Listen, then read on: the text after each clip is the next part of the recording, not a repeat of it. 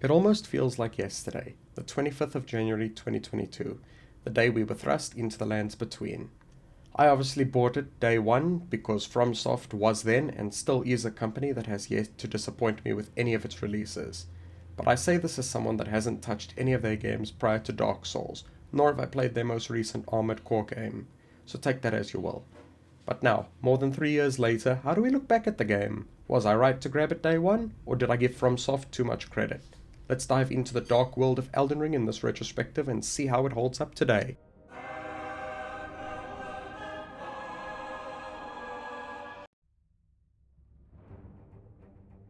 Upon release, Elden Ring immediately stood out for its blend of FromSoft's signature Souls style combined with many elements found in open-world exploration games.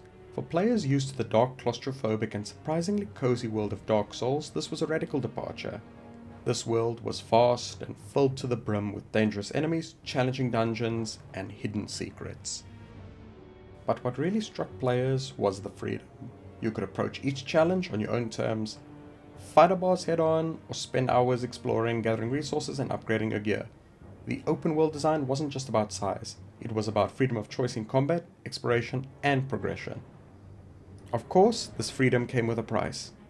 Elden Ring, with its extreme openness, is a game that in my opinion should not be explored in its entirety. There are simply too many areas that amount to nothing but unnecessary items, and too many copy-pasted bosses to count. Fortunately, I've beaten the game enough times to have formed an internal checklist about the main things I need to do. Along with this, I start each playthrough by looking up the locations of important items for my build, so that I can slot them into my main checklist and collect them along the way.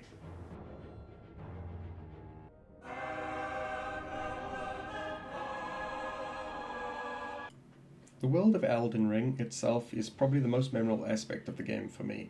It's not just big, it's alive. Things are constantly changing, and there's a rich history to uncover.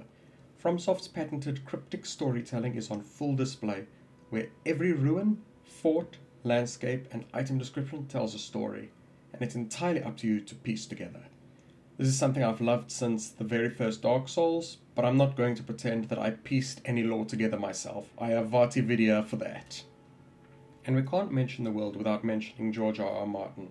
Honestly, I haven't read any of his books, so I'm not sure what in the game is indicative of his kind of writing. I just know that he wrote the Law of the Lands Between prior to the Shattering, so a mention is all he can get from me.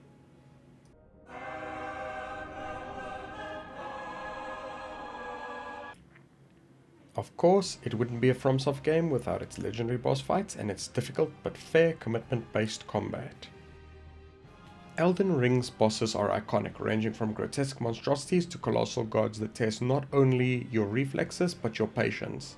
The bosses vary in style, some are quick and brutal, others require careful strategy, and one in particular I'd argue demands mastery of the game's mechanics. Or at least he did before he was nerfed, but I feel the DLC deserves its own video. There are some standout bosses like Radahn and Malenia who've become legendary in the gaming community. Radahn, a rabbit husk of his former self, yet still capable of holding back the very stars. You, along with all the other participants of the Radahn festival, are tasked with putting this once great warrior to rest. The battle is fought in a vast desert, with you being able to summon all the kindred spirits intent on putting this mad dog to rest, turning the desert into a war zone. It's a moderately difficult but incredibly cinematic fight.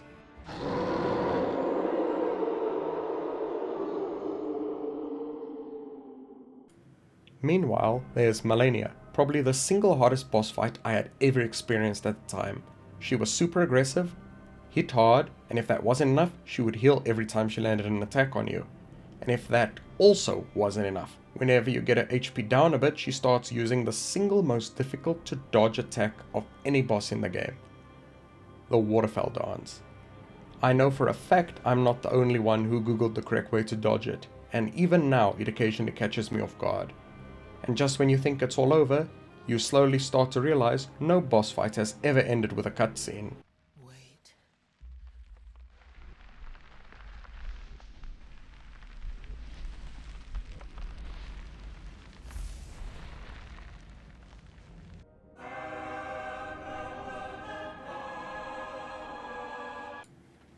one of the often overlooked aspects of Elden Ring is its soundtrack. The composer, Yuka Kitamura, along with a team of talented musicians, developed an atmospheric score that perfectly complemented the game's tone.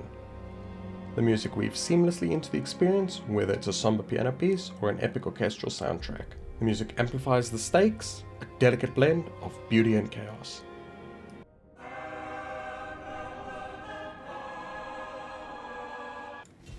Over 3 years later, Elden Ring continues to resonate within the gaming community. It sparked a wave of content, from viral fan theories to speedrunning marathons, cosplay, and fan art. The game's level of influence on the wider gaming culture is undeniable. FromSoft's formula of cryptic lore and tough but fair gameplay mechanics has been studied, mimicked, and loved by fans everywhere. Elden Ring isn't just a game, it's a touchstone for what we expect from modern RPGs. It's an open world game that still respects the integrity of a crafted experience, providing that massive worlds don't need to sacrifice design or challenge. It's a game that rewards patience, exploration, and curiosity.